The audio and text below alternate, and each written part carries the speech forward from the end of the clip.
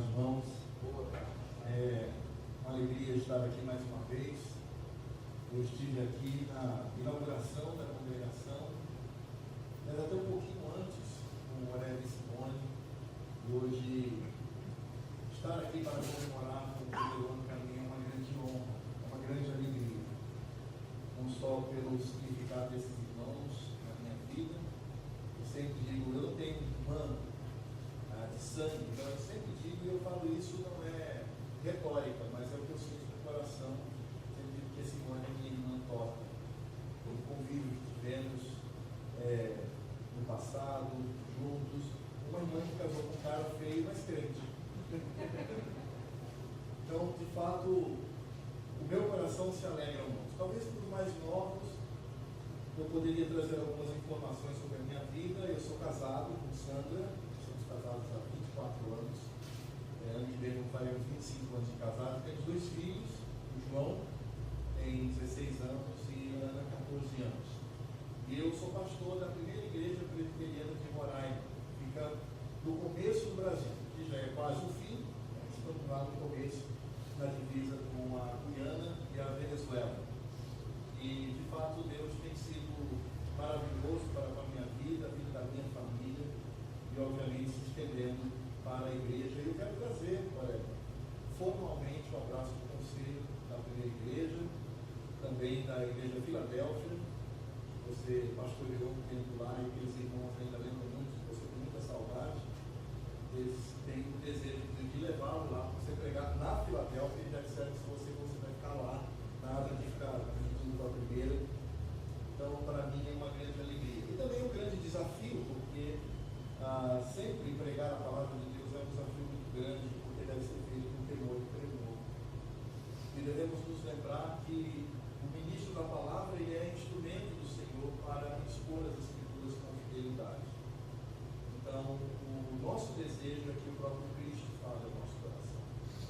E eu fiz a seguinte divisão. Hoje, começamos ontem até com a meditação, mas hoje eu gostaria de falar um pouquinho sobre a nossa vida individual, como igreja, mas de que maneira nós estamos diante do Senhor. E amanhã eu quero falar um pouco mais sobre a igreja como corpo de Cristo, a maneira como nós devemos agir, e à noite, se o Senhor Deus nos permitir esta graça, falaremos sobre o ministério da pregação da igreja para este mundo. Então, eu penso que poderíamos tratar esses assuntos dessa maneira. Eu queria hoje falar sobre um tema que é muito simples, mas ao mesmo tempo extremamente importante. É um tema que fala sobre a alegria do crente. O que significa esta alegria? Por que somos alegres e por que estamos alegres? Como é que nós podemos ser felizes diante de uma sociedade que cai sobre nós como um trator, como um rolo compressor? Como é que nós podemos ser felizes no nosso coração, ter regozijo e alegria, se nós somos hostilizados o tempo todo?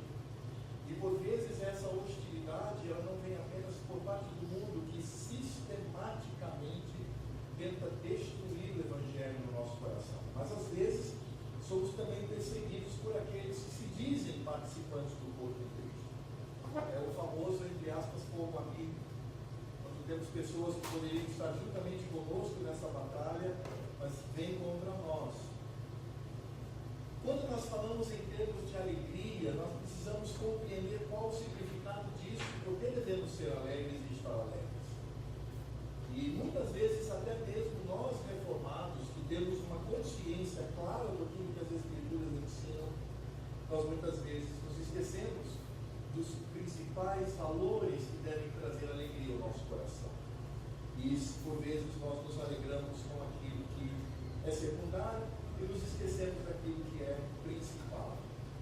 Então, nesse sentido, eu quero convidá-lo a abrir a palavra de Deus no Evangelho de Lucas, capítulo 10.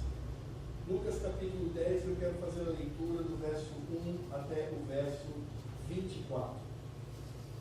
Lucas, capítulo 10, do versículo 1 até o verso 24. Eu vou fazer a leitura e os irmãos podem acompanhar. Eu não sei, Aurélia, se depois vai haver uma sessão de perguntas, se pode existir ou não, ou é no final de tudo, ou se não vai haver. No final de tudo, né? Na segunda palestra? Tá bom. Tá. Ok. Tá bom. Então diz assim a palavra do Senhor. Depois disto, o Senhor designou outros 70 e os enviou de 2 em 2 para que o precedessem em cada cidade do lugar onde ele estava para ir. Ele fez a seguinte advertência: a seara é grande, mas os trabalhadores são poucos. Rogai, pois, ao Senhor da seara, que mande trabalhadores para a sua seara.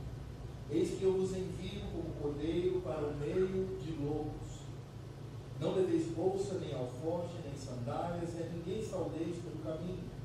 Ao entrardes numa casa, dizei antes de tudo: paz seja nesta casa. Se houver ali um filho da paz, repousará sobre ele a vossa paz. Se não houver, ela voltará sobre vós.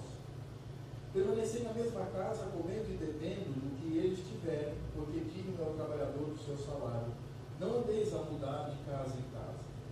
Quando entrardes numa cidade, e ali vos receberem, comei do que vos for oferecido. Puros enfermos que nela houver, e anunciai-lhes: a vós outros está próximo o reino de Deus. Quando, porém, entrarem numa cidade e não vos receberem, saí pelas ruas e clamai, até o pó da vossa cidade, se vos apegou aos pés, sacudi-vos contra vós outros. Não obstante, sabeis que está próximo o reino de Deus. Digo-vos, naquela cidade haverá menos rigor para a Sodoma do que para aquela cidade.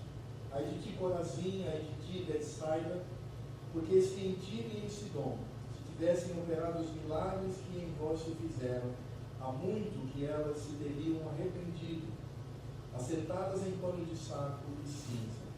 Contudo, no juízo haverá menos rigor para Tiro e Sidom do que para vós outros. Tu, Cafarnaum, elevar-te-ás porventura até o céu, descerás até o inferno. Quem vos der ouvidos, ouve a mim. A quem vos rejeitar, a mim me rejeita. Quem, porém, me rejeitar, rejeita aquele que me enviou. Então regressaram os 70 possuídos de alegria, dizendo: Senhor, os próprios demônios se nos submetem pelo teu nome. Mas ele lhes disse: eu via Satanás caindo do céu como um relâmpago. Eis aí vos dei autoridade para pisar os serpentes e escorpiões e sobre todo o poder do inimigo, e nada absolutamente vos causará dano. Não obstante, alegrai-vos, não porque os espíritos se vos submetem, e sim porque o vosso nome está arrolado nos céus. Naquela hora exultou Jesus no Espírito Santo e exclamou: graças te dou, ó Pai, Senhor do céu e da terra, porque ocultastes estas coisas aos sábios e instruídos, e as revelastes aos pequeninos. Sim, ó Pai, porque assim foi do teu agrado. Tudo me foi entregue por meu Pai.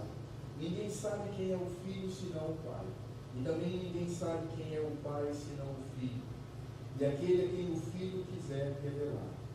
E voltando-se para os seus discípulos, disse-lhes particularmente: bem-aventurado, ou seja, felizes, os olhos que veem as coisas que vós vedes, pois eu vos afirmo que muitos profetas e reis quiseram ver o que vedes, e não viram, e ouvir o que ouvis, e não o ouviram. Senhor Deus e Pai, nós queremos louvar ao Senhor por esta palavra. Sobretudo, ó Deus, para a aplicação que devemos fazer à nossa vida. Por isso, ó Deus, ajuda-nos com fidelidade quanto à compreensão que devemos ter da Tua lei. E, sobretudo, viver esta lei para o Teu agrado. E que em nós Cristo brilhe como Senhor absoluto do nosso coração e da nossa mente, bem como do nosso corpo. E que, de fato, nós, como igreja esta formada por indivíduos, seja, ó Deus, sempre vitoriosa pelo Teu poder. E que, neste sentido, sejamos, ó Deus, proclamadores de Cristo, mostrando o senhorio e também a salvação que Ele nos traz. Por isso, fala o nosso coração, para que tenhamos como igreja este discernimento. É o que nós te pedimos em nome do Senhor Jesus. Amém. Quando nós olhamos para esse texto de Lucas, nós vamos descobrir que o tema central desse texto não é exatamente o ministério exercido pelos discípulos de Cristo. O foco central desse texto não é aquilo que o Senhor Jesus instruiu para que os discípulos fizessem, a maneira como eles deveriam agir. Mas o centro desse texto é a alegria. É de que maneira estamos alegres e com o que estamos alegres. E nesse aspecto nós vamos perceber claramente as respostas que deveríamos dar com relação a algumas perguntas, como por exemplo, o que nos traria alegria estonteante, ou seja, o que para o meu coração é capaz de fazer com que o meu interior se encha de alegria. E nós devemos condicionar esta alegria a quê? Ou seja, o que pode de fato fazer com que eu me alegre. E aí, nesse sentido, nós poderíamos pensar, bem, como deveríamos encarar alguns textos da Palavra de Deus quando falam da alegria em meio à dificuldade.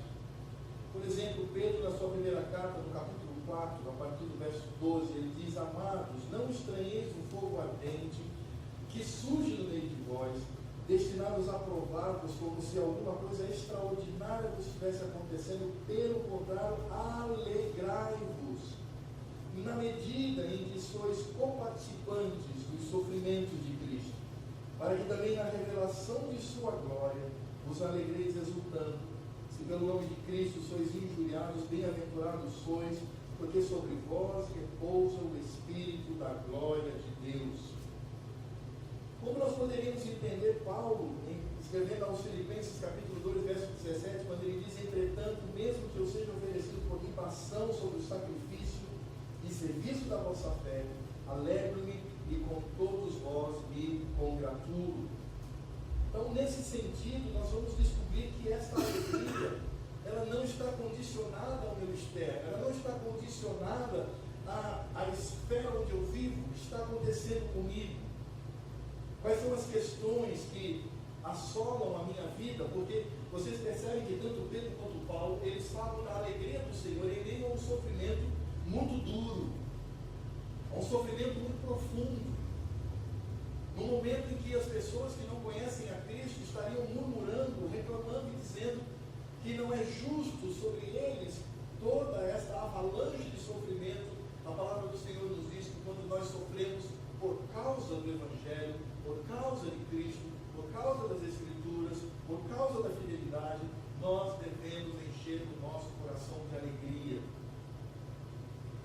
E isso parece loucura, porque como eu vou encher o meu coração de alegria numa situação difícil, uma situação em que eu sofro, uma situação em que em dia a dia cai sobre mim dores por causa da obediência que devo ter ao Evangelho de Cristo. E é claro que nesse aspecto nós poderíamos entender o que Lucas fala, no capítulo 12, verso 34 do seu Evangelho, quando diz: porque onde está o vosso tesouro, aí também estará o vosso coração. E aí nós vamos partir dessa perspectiva. A nossa alegria está num tesouro, onde o meu coração está ligado. E eu não posso de forma nenhuma dissimular sobre isso, porque essa alegria traz consequências profundas. Como, por exemplo, se você acredita que é vontade do Senhor Deus que você ou um de seus filhos vá ser missionário no meio do Estado Islâmico. Já pensou nisso? Você ficaria alegre com isso? Saber que ele vai lá para morrer, não é? Vai levar um tiro na cabeça, porque ele será descoberto e ele vai morrer. Mas enquanto viver, ele vai testemunhar. Isso nos traz alegria, porque quando nós falamos de situações ao redor, a gente pensa nos pequenos sofrimentos, a conta que não tem para pagar, a gripe que nós tomamos, a dor na coluna, o trabalho. Não, mas vamos pensar em coisas mais profundas. Vamos pensar em coisas que realmente têm muito poder para entristecer e preocupar o nosso coração. Nesse aspecto, como eu poderia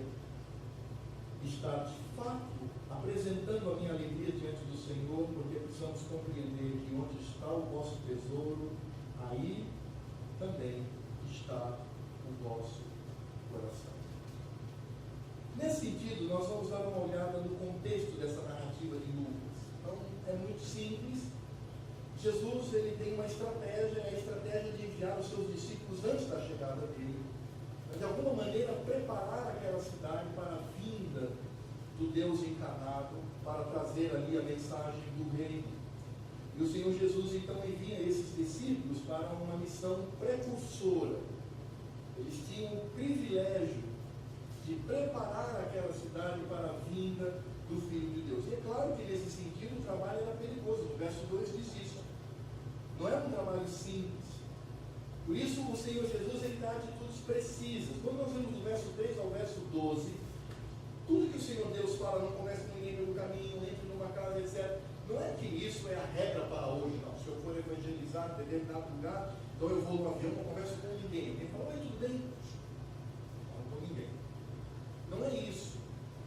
As estratégias que Jesus traz aqui é para o contexto da época, para trazer segurança, prudência, sabedoria por parte daqueles irmãos, para que eles pudessem exercer com inteligência, inclusive na preservação da sua própria vida.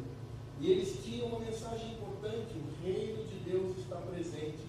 E quando eles falam sobre essa presença do reino de Deus, porque quando as Escrituras dizem que o reino de Deus está próximo, não significa dizer que o reino de Deus está por vir, mas que o reino de Deus está ao alcance, ele está no nosso meio, porque na plenitude dos tempos o Filho encarnou e esteve entre nós.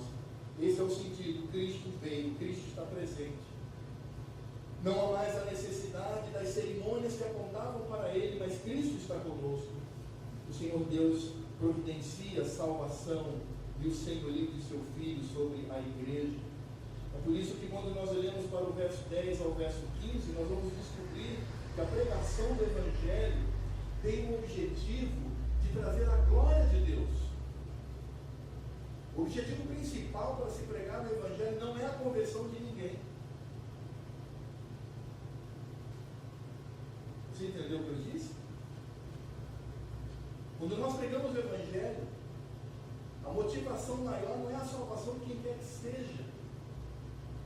Quando nós pregamos o Evangelho, nosso objetivo é a glória de Deus. Porque a palavra de Deus não volta vazia. Nunca. Quando eu prego o Evangelho com fidelidade, essa palavra não volta vazia, porque ela vai salvar aqueles que foram eleitos para o céu. E elas trarão condenação para aqueles que foram predestinados para o inferno. Então, neste sentido, encontramos aqui claramente um princípio, porque a pregação fiel do Evangelho traz tanto salvação quanto condenação, e isto ao mesmo tempo. Porque, de fato, aquelas pessoas que dizem que devemos pregar por amor ao perdido, etc, etc. Claro que, ao pregar para alguém, na prática estou demonstrando também misericórdia sobre aquela pessoa, amor, mas muito acima disto é a glória do Senhor. Por isso não se negocia a pregação do Evangelho. Por isso não temos que tornar a pregação do Evangelho mais atraente para as pessoas. Mas nós podemos até pregar como Jonas. Ainda 40 dias essa cidade vai ser destruída. Porque Jonas, é isso mesmo. O Senhor Deus disse: até 40 dias a cidade será destruída. Vocês vão morrer, seus miseráveis. Vocês vão morrer, porque Deus vai matar. O Senhor Deus faz a obra. O conteúdo da pregação do Evangelho tem que ser fiel a Deus, às Escrituras. Devemos tornar essa pregação maleável e tentar fazer com que ela seja mais compreensível do que aquilo que o próprio Deus revelou. E o Senhor Jesus nos ensina isto, falando para que os discípulos pregassem com fidelidade. Então, se aceita, comunga com Ele. Coloque, o sentido é de lançar a paz do Senhor sobre eles. Se Ele não é um dos nossos, vai voltar para você. Sai e nem pisa. Limpe os seus pés, que ali está a condenação e o juízo de Deus. Mas para aqueles que são eleitos como nossos irmãos, tenha comunhão com eles. É exatamente isso que o Senhor Jesus nos traz. E é nesse aspecto que o Senhor Jesus fala que na pregação desse Evangelho nós nos unimos a Cristo, porque é a pregação do próprio Cristo. O que diz no verso 16: quem vos der ouvidos, ouve-me a mim, e quem vos rejeitar, a mim me rejeita. Quem, porém, me rejeitar, rejeita aquele que me enviou. É por isso que a pregação do Evangelho é algo extremamente sério. Porque pregar o Evangelho não é contar uma historinha para alguém e tentar convencê-lo de uma religiosidade ausente. Pregar o Evangelho é fazer com que Cristo fale aquele coração. É a palavra de Deus. É o que Deus quer que as pessoas ouçam, para que Deus possa exercer soberanamente a salvação para os seus eleitos e a condenação para aqueles infelizes destinados à perdição.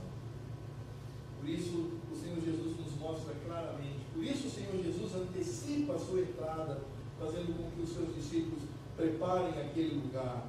Porque, de fato, Cristo está falando, embora não presente, porque Cristo vai voltar. Eu gosto muito de fazer uma aplicação muito esticada disso, mas pelo menos eu gosto de falar isso ao meu coração. Todas as vezes que pregamos o Evangelho com fidelidade, nós sabemos que o dia Cristo voltará. Cristo estará presente.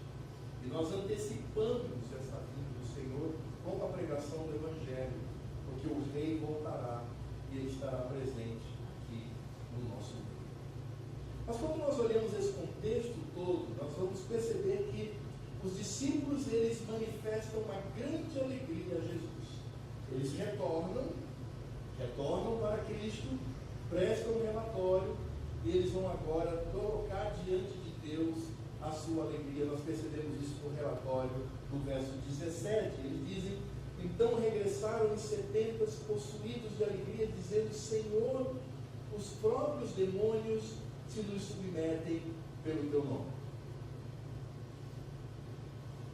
Aqueles discípulos, eles estavam genuinamente alegres, e não havia dúvidas de que a alegria deles havia, de alguma forma, relacionamento com o reino de Deus. Eles até reconheciam o nome de Cristo. Diziam: olha, estamos alegres porque os demônios se submetem ao teu nome, ao Cristo.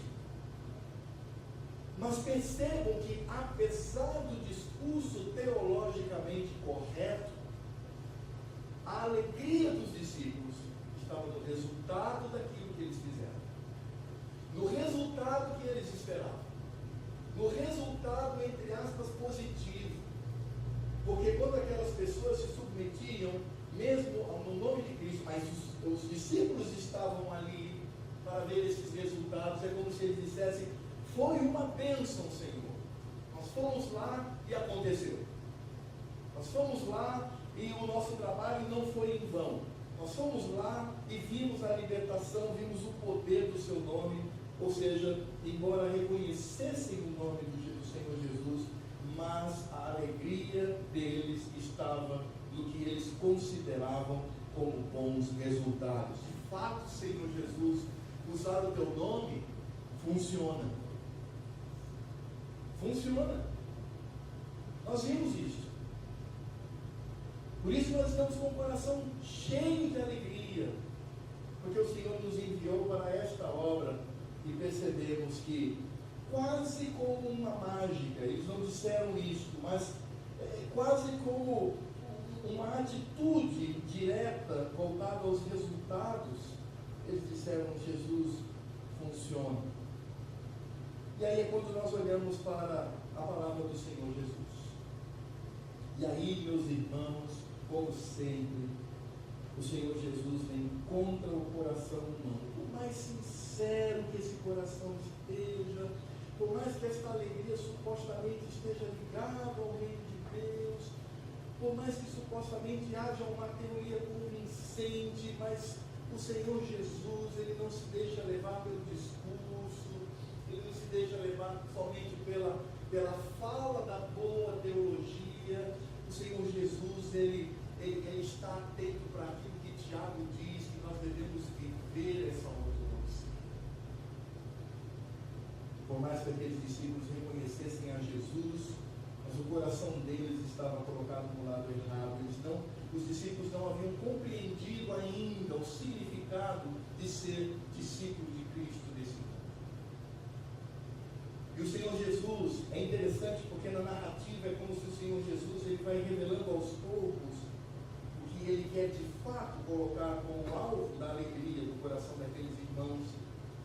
Jesus mostra que a base desses resultados não estava na própria atuação dos discípulos em usar o nome de Jesus como magia, mas o Senhor Jesus mostra que isso acontece porque o Senhor soberanamente, o próprio Cristo, já havia preparado o terreno para eles. Por isso no verso 18 diz, mas ele disse, eu via Satanás caindo do céu como um relâmpago. O que os discípulos disseram? Os espíritos imundos se submetem ao teu nome. Ah, que alegria! Funcionou, é positivo, Jesus. Rapazes, vocês ainda não entenderam? Eu vi Satanás caindo, é o que diz aqui a palavra do Senhor. É impressionante como o Senhor Jesus ele trata através da sua resposta. No verso 19 diz, eis aí vos dei autoridade para pisar de serpentes e escorpiões e sobre todo o poder do inimigo, e nada absolutamente vos causará dano. O Senhor Jesus começa dizendo assim, vejam, vocês estão alegres com o resultado, mas vocês se esquecem da causa. A causa de tudo isso. A causa de tudo isso não foi chegar lá, pregar, usar o meu nome. A causa de tudo isso é porque eu vi a derrota de Satanás. Porque eu concedi a vocês todo o caminho a ser trilhado para que este resultado acontecesse. E nesse sentido nós vamos encontrar aqui o grande contraste entre a alegria daqueles irmãos e de fato com o que eles deveriam se alegrar. Irmãos, é claro que quando nós falamos sobre isso, nós não estamos dizendo que deve existir em nós sempre uma inadequação no que diz respeito às nossas emoções, com relação ao nosso contexto. A palavra de Deus nos fala isso. O próprio Senhor Jesus, ele chorou por causa do sofrimento alheio. O Evangelho de João, capítulo 11, capítulo verso 35, nos mostra isso. Jesus chorou pelo futuro de Jerusalém. Isso é emoção. Lucas 19, 41. A própria tribulação e o tratamento de Deus sobre nós produz a emoção. Não é isso. Essas manifestações, elas vêm como do Senhor. Mas a questão é que esta alegria, ela não é emocional. Ela não é uma alegria que você, estou feliz, estou apanhando, mas estou rindo. Eu estou sofrendo, mas eu estou rindo. Eu estou vendo os meus familiares sendo mortos por causa do Evangelho, mas eu estou rindo. Não é assim. Porque se a nossa alegria for assim, ela está focada naquilo que Deus pode fazer por nós. E isso é perigosíssimo. Quando nós atrelamos a nossa alegria por aquilo que o Senhor pode fazer por nós. Por isso tem muito crente que, quando descobre ou recebe uma notícia trágica, ele não suporta. Ele não resiste. E você sabe, tem gente que se diz crente que até comete suicídio porque não suporta. Porque nós precisamos entender onde está a minha alegria? No que está acontecendo ou na causa de tudo isso? Isto é o que o Senhor Jesus começa a ensinar aquelas pessoas. É por isso que Pedro, na sua primeira carta, no capítulo 1, do verso 3 ao verso 9, ele vai falar sobre esta alegria e como devemos encarar. Vou pedir para que vocês leiam, por favor. 1 Pedro, capítulo 1, do verso 3 ao verso 9. Leiam a palavra de Deus a uma só voz, por favor. Bendito Deus e Pai de nosso Senhor Jesus Cristo, que segundo a sua muita misericórdia, nos regenerou para uma viva esperança, mediante a ressurreição de Jesus Cristo dentre os mortos, para uma herança incorruptível, sem mácula, inacessível, reservada nos céus para vós outros, que sois guardados pelo poder de Deus, mediante a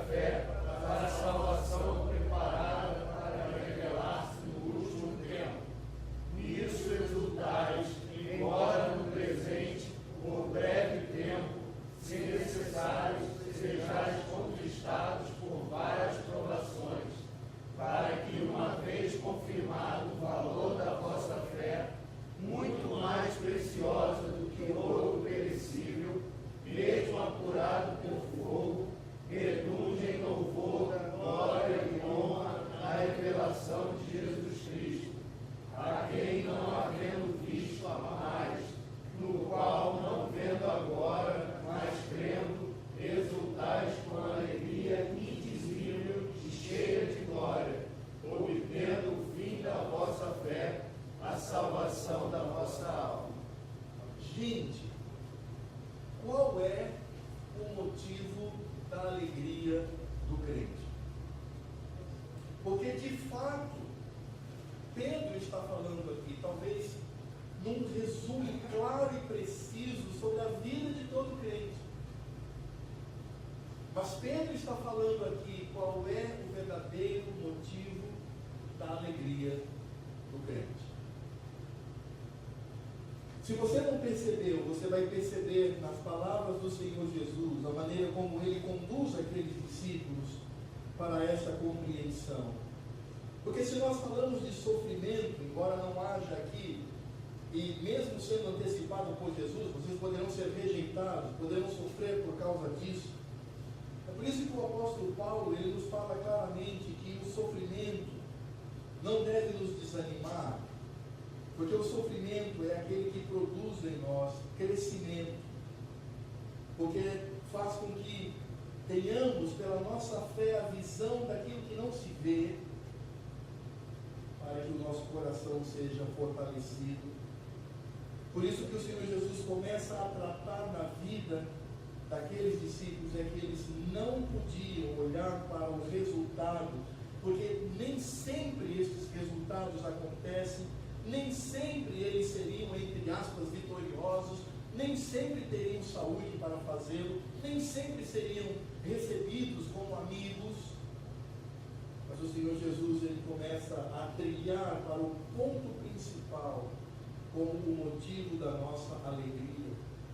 É por isso que o Senhor Jesus, ele diz no verso 20, não obstante alegrar-vos, não porque os espíritos se vos submetem, não por causa dos resultados, não por causa daquilo que aconteceu e agradou o vosso coração. E é claro que podemos sim ficar alegres com o crescimento da igreja, com esse resultado tão salutar de pessoas que se entregam ao Senhor, que são libertas pelo poder de Cristo na cruz do Calvário. Mas Jesus diz, a vossa alegria não deve estar aí, a vossa alegria deve estar na causa. Ele diz, sim, a vossa alegria deve acontecer, porque o vosso nome está arrolado nos céus. Em outras palavras, explicando rapidamente sobre o significado dessa frase do Senhor Jesus, ele diz, a nossa alegria não deve estar no efêmero, no passageiro, mas deve estar naquilo que é eterno. Eu não posso galgar a minha alegria, até mesmo por algumas manifestações espirituais do reino de Deus, porque nem sempre elas acontecem. Nem na nossa preservação neste mundo, porque isso pode faltar. Nem nos resultados esperados, porque seremos frustrados quanto a estes resultados. Aquilo que eu desejo, até mesmo com relação ao reino de Deus, isso pode não acontecer, porque o Senhor Jesus diz claramente, a nossa alegria deve estar naquilo que é eterno. E quando o Senhor Jesus, ele fala, a vossa alegria deve ser porque o vosso nome está arrolado nos céus, aí também vem um pequeno equívoco por causa no coração de alguns crentes, porque eles dizem assim, então eu não tenho que me alegrar porque os resultados aconteceram, eu devo me alegrar porque eu estou salvo, porque eu vou para o céu. Em certa medida sim, mas se nós continuarmos a leitura, nós vamos perceber a palavra do Senhor Jesus com relação a isso. Por que você é salvo? Por que seu nome está arrolado nos céus? Porque isso é garantia para nós.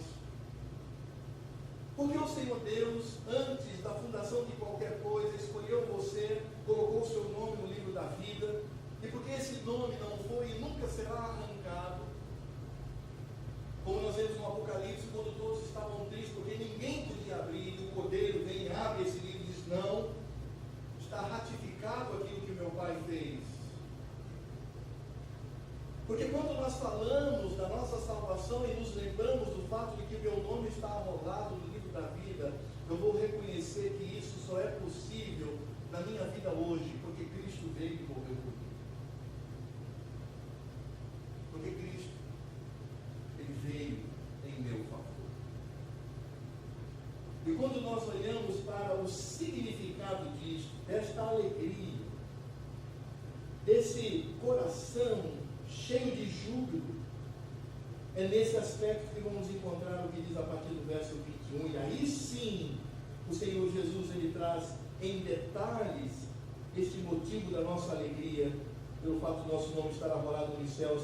Naquela hora, exultou Jesus no Espírito Santo e exclamou: graças te dou, ó Pai, Senhor do céu e da terra, porque ocultastes estas coisas aos sábios e instruídos e as revelastes aos pequeninos. Sim, ó Pai, porque assim foi no teu agrado. Porque o que Jesus está dizendo é que o Senhor Deus não nos escolheu porque éramos os mais inteligentes, os mais bonitos, os mais interessantes, os merecedores, mas o Senhor Deus fez isso por puro amor. Você foi eleito por Deus porque Deus te amou antes mesmo de você existir como pessoa humana. É isso que Jesus está dizendo. No verso 22 ele diz: tudo me foi entregue por meu Pai. Ninguém sabe quem é o Pai, senão o Filho. Quem é o Filho, senão o Pai. E também ninguém sabe quem é o Pai, senão o Filho. E aquele a quem o Filho o quiser revelar.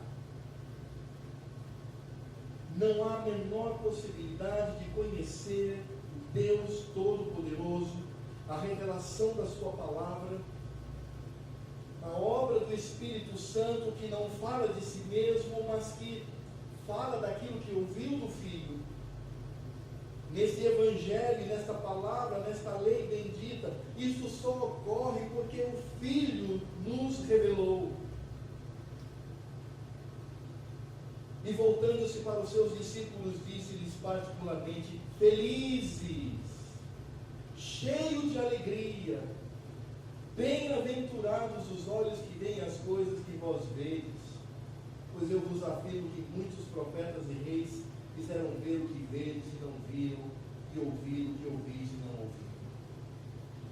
Você sabe que eu, quando me deparo com essa palavra do Senhor Jesus, vem à minha memória os nossos pais do Velho Testamento, vem Abraão, que cometeu uma loucura em obedecer ao Senhor. Sai daí da tua parentela, da tua terra, da tua proteção, da tua cultura, sai e vai para uma terra que eu vou te indicar. E ele obedeceu. A palavra do Senhor diz que Abraão, até o final da sua vida, peregrinou sobre essa terra. Ele fez isso por fé. Ele não conhecia Jesus, mas ele foi alcançado por Cristo. Eu olho para Moisés, que estava lá tranquilo, com as suas ovelhas, casado e tal, e de repente o Senhor aparece numa sarça, numa planta que queimava, diz: agora você vai tirar todo o meu povo. Senhor, eu não posso fazer isso. Você vai. E ele faz aquilo. Moisés não conhecia Cristo, embora Cristo estivesse seguindo a ele como uma rocha. Estava presente ali no meio da sua igreja. Cristo estava ali. Ou como Isaías, que tem a visão de Cristo, do Cristo glorificado, e é chamado para ser profeta sobre o seu povo para pregar o Evangelho. Mas eles não conheciam a Cristo como eu e você conhecemos hoje. Porque nós estamos do lado de cada cruz. Cristo já veio e nós conhecemos como se dá a história da redenção de Deus sobre o seu povo. Em outras palavras, nós vamos descobrir que o centro, a causa, o único motivo da nossa maior alegria é Cristo. E nós precisamos pensar sobre isso. Porque às vezes nós sempre temos a tendência de colocar Cristo em segundo lugar ou em terceiro lugar no nosso coração, embora dissimulados.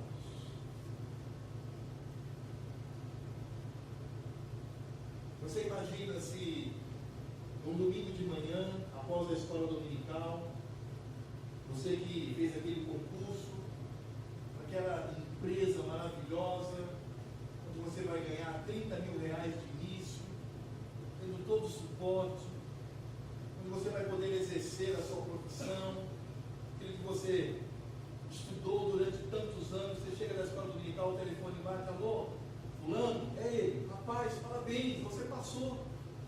Você lutou 5 anos, estudou, se esmerou, você passou, cara, em primeiro lugar. Você vai poder escolher qualquer lugar do mundo para você morar, com tudo pago. Ele recebe essa notícia. E aí, domingo à noite, ele vai prestar culto.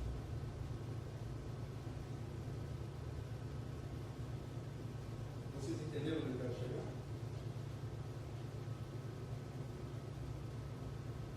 Se a alegria desse resultado for maior do que a alegria de estar cultuando a Cristo, ele está em pecado. Nós precisamos aprender isso. É claro que Simone sempre brinca às vezes comigo, né? Eu gosto de trazer exemplos extremos, mas é para que pensemos sobre o assunto. O que de fato significa se alegrar em Cristo. Aqueles discípulos se alegraram, foram até um pouquinho melhores do que esse camarada que passou no concurso. Eles se alegraram com resultados no reino de Deus. Eles falaram, não, vocês estão equivocados. E infelizmente hoje nós temos essa tendência. O evangelicalismo hoje no Brasil tem sido uma área tão difícil, tem agido dessa forma. Congresso de evangelização.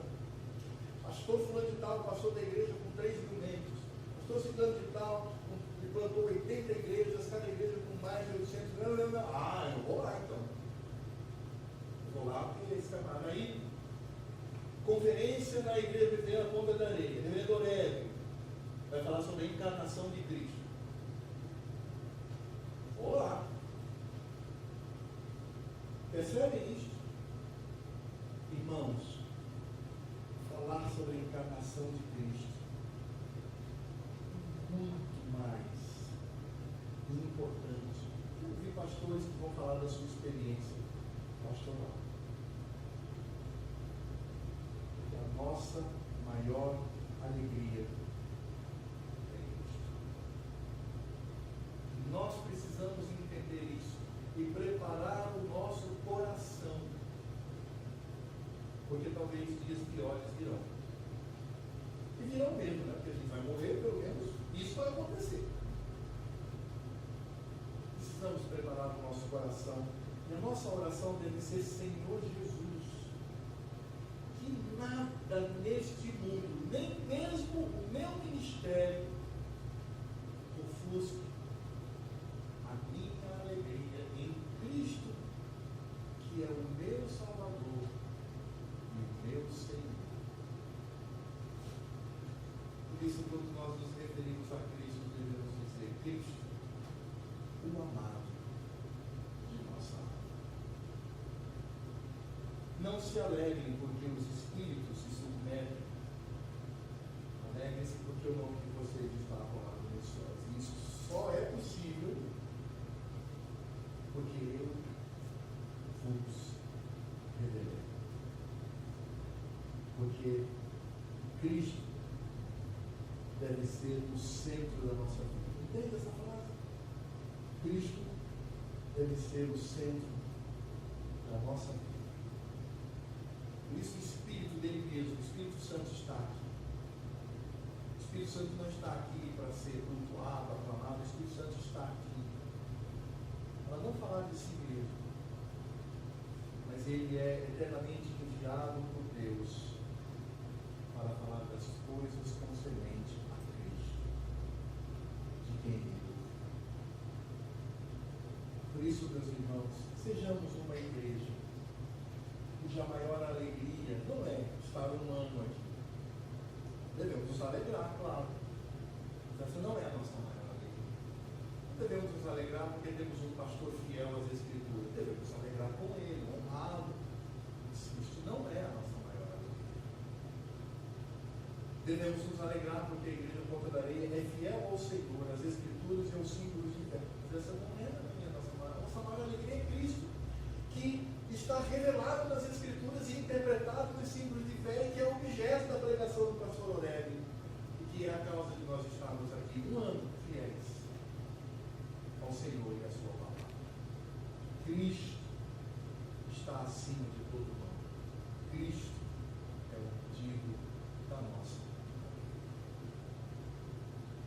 orar ao Senhor. Senhor Deus e Pai, nós louvamos o Teu nome, porque às vezes somos como aqueles discípulos, e fazemos isso até por sinceridade, Senhor, mas falhamos, porque Cristo é o amado de nossa alma. Cristo não deve ser visto como um mero Salvador. Mas o apóstolo Paulo diz que Cristo veio para redimir um povo no qual se tornaria Senhor. Por isso, Cristo veio a este mundo morrer para assenhorar-se da nossa vida, tornar-se Senhor, Rei absoluto sobre nós. Por isso nós precisamos a cada dia aprender a amar mais e mais a Cristo. Este Cristo que revela ao Pai por meio da palavra.